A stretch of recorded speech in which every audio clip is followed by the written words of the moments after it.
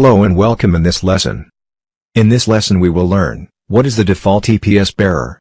And, the dedicated EPS bearer. First let's learn what is the default EPS bearer. The EPS bearer, that is created, between the UE, and the PGW, while the UE is attaching to the network, is the first EPS bearer, created between the UE and the PGW. This EPS bearer is called, the default EPS bearer. This default EPS bearer, connects the UE to a certain APN, and it is assigned one PDN address, and it is assigned a quality of service profile. So, what is the dedicated EPS bearer? The network may decide to create an additional EPS bearer between the UE and the PGW, in order to serve a certain application or service. And this additional EPS bearer is called dedicated EPS bearer. The dedicated EPS bearer is having different quality of service than the default EPS bearer. Therefore, it is created to serve a certain application or service that requires special quality of service characteristics. The dedicated EPS bearer connects the UE to the same APN as the default EPS bearer, and it has the same PDN address as the default EPS bearer. But the dedicated EPS bearer is having different quality of service than the default EPS bearer. The network can create more than one dedicated EPS bearer.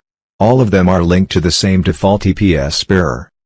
And every one of the EPS bearers will have its own quality of service, which makes this EPS bearer able to serve a certain application or service.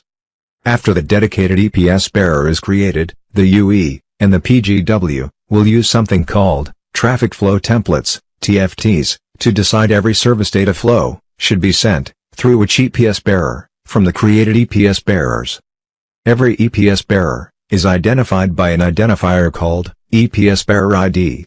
And every dedicated EPS bearer is having a parameter called the linked EPS bearer ID, LBI, which determines the EPS bearer ID of the default EPS bearer that this dedicated EPS bearer is linked to. Now, let's learn the signaling of dedicated EPS bearer activation. This diagram shows the signaling of dedicated EPS bearer activation. The dedicated EPS bearer is activated from the PGW upon its decision, or it may be instructed from the PCRF to create a dedicated EPS bearer to serve a certain application or service.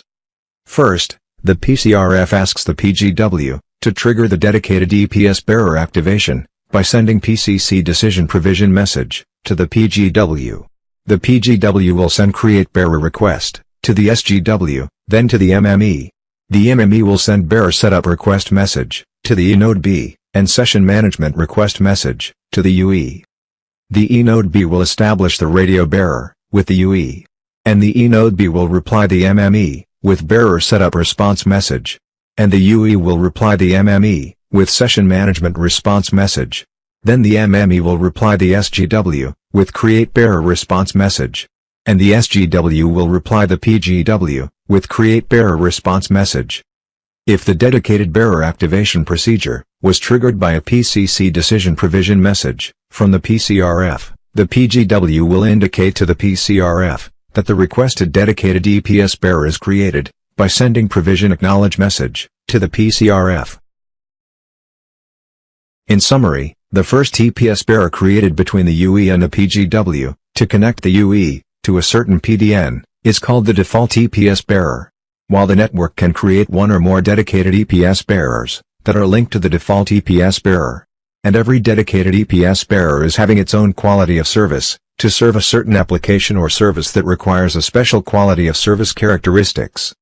And the UE and the PGW will use the TFTs in order to determine the service data flow that will be handled by each dedicated EPS bearer. And the dedicated EPS bearer connects the UE to the same PDN, and it is having the same PDN address as the default EPS bearer, but it has different quality of service profile than the default EPS bearer. I hope this was informative for you. Thank you, and see you in the next lesson.